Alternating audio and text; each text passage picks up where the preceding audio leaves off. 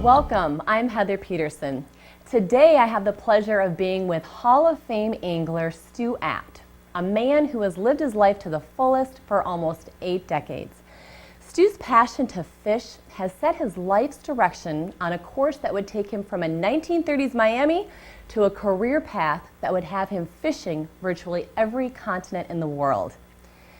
Stu's global course of adventure has seen him establish over 40 world records, helped others to do the same, and fished with superstar athletes, celebrities, dictators, and even a United States president. So join me now as we take a moment in time to talk to Stu about some of his life's memories and adventures. Stu, thanks so much for coming. Welcome. Hey, thank you for all of that.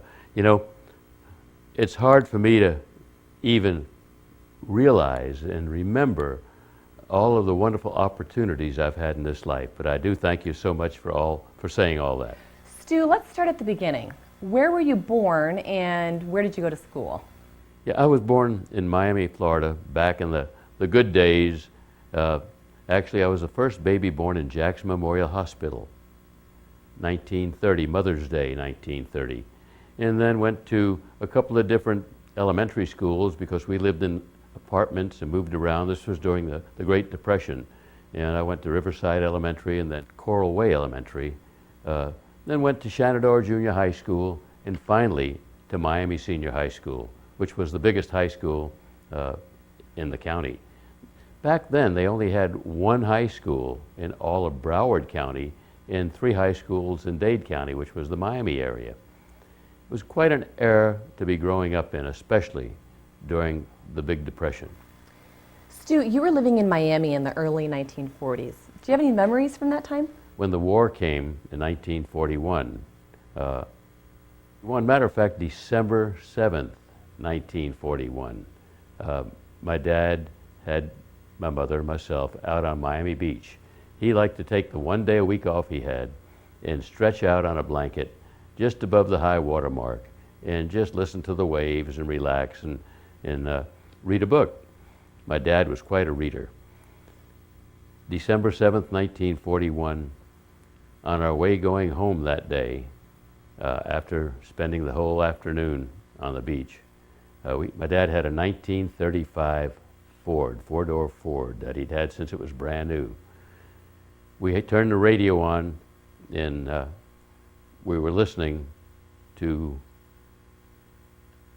the news that was popping up. Actually, before we turned the radio on, we went through with one of the few traffic lights and stopped there, and there was a teenage boy out there with a whole bunch of newspapers, bold headlines, and he was hollering, "Wextree, Wextree," for an extra.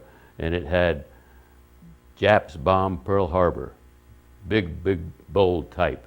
So we turned the radio on just in time to hear President Roosevelt make his speech and declare war on Japan. Do you have any other memories from the war?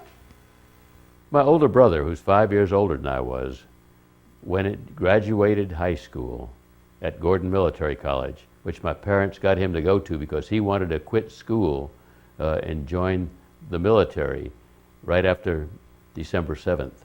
But they wanted him to wait until he was 18 years old and graduate high school, which he did. That was the reason that I ended up going to Gordon Military College, because my brother went. But during this time, he had joined the Navy and he was in the Pacific Ocean as a gunner's mate, and he was involved in many of the landings. He was involved in the kamikaze attacks. And we had blackout curtains. We had cards that would be so you could buy gasoline, cards so you could buy sugar, coffee, meat, and they'd punch your card. Now these were where they were restricted from selling. I mean, because these things had to go to the military. My dad, mom, and myself were on Miami Beach, South Beach, not too far from Government Cut, probably 2nd Street on the beach. And we all of a sudden heard this report. Bam! Looked up out to sea, not too far offshore. A oil tanker had just come out of the port of Miami, out Government Cut, and a German U-boat surfaced right there, right in front of everyone. And you could see the flash from its deck gun, the flash as the shell hit this oil tanker, and then hear the two reports. Bam, bam. That the east wind would bring in toward us.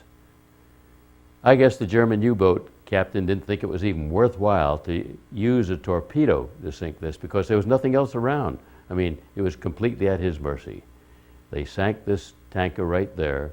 The debris, a few survivors, bodies and parts of bodies and things came floating in pretty quickly on that hard easterly wind right to shore where we were with all the oil and stuff.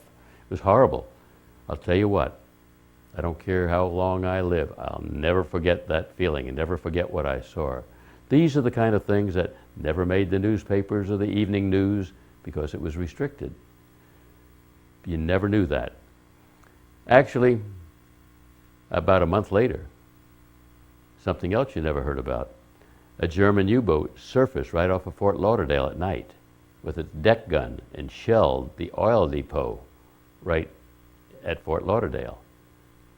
We all had blackout curtains on our windows so that they couldn't tell too much about where they were, but they were putting a lot of spies ashore in the Florida Keys and off Miami and Miami Beach.